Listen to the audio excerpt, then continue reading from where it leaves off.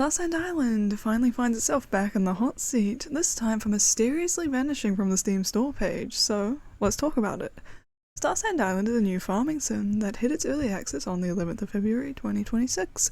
After having gone through its alpha and beta stages, I happened to stumble into this game during its demo stage and absolutely fell in love with it and was so excited for its announcement when it came to early access. But within its first day of release, it was already under accusations, which I have a video about and will link down below. Starsand Island is your traditional 3D farming sim with a bit more appreciation for design. Think Coral Island meets Heartopia. You work your farm to earn money, fight monsters in the caves for resources, and you learn new skills and get quests from the NPCs.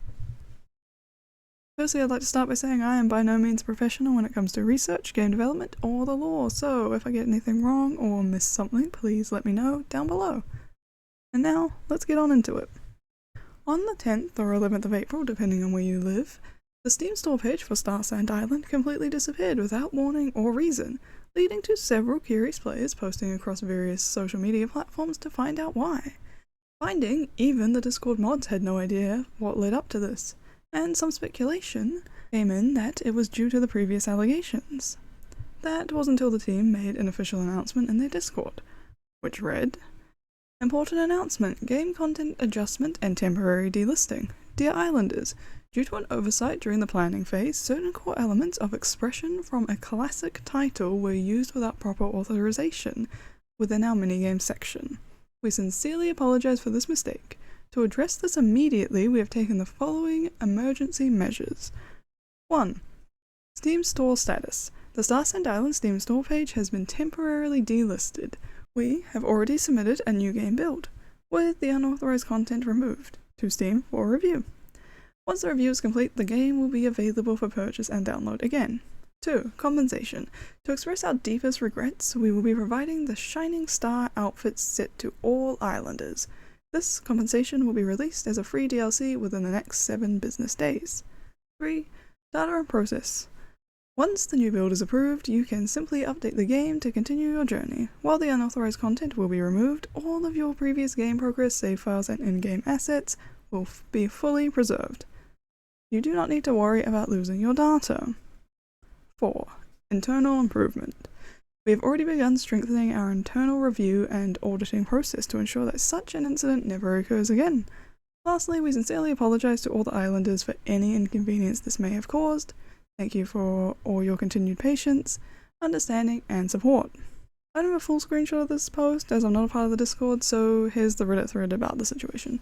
Which, side note, why do all indie/cozy games only post announcements on their Discord? Like, what's the point of all your other social media platforms if you're not going to communicate with your player base on them?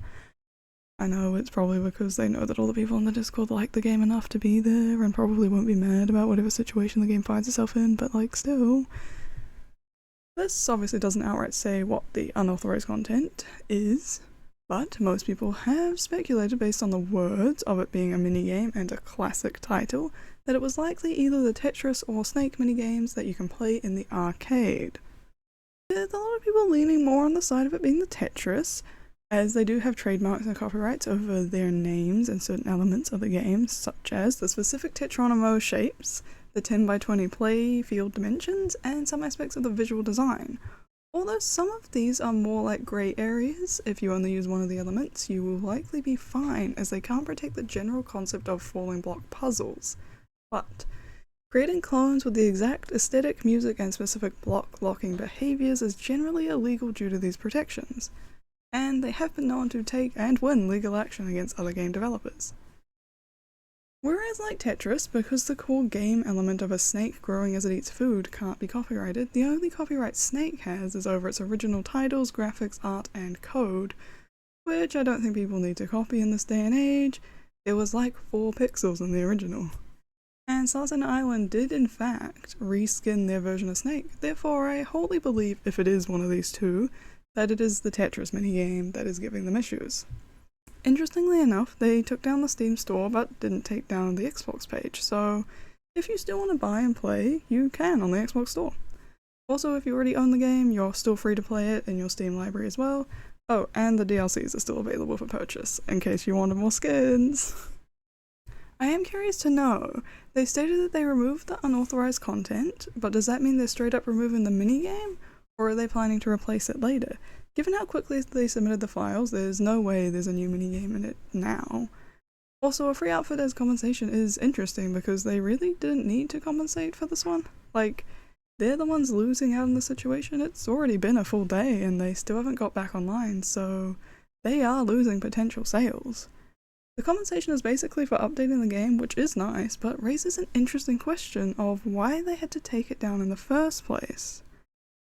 And given how quickly they made the new build, it raises the second part of this question, as if it is Tetris who got involved, did they go straight to Steam to get Starsand Island taken down, like how they went straight to Apple last time they took legal action against another game?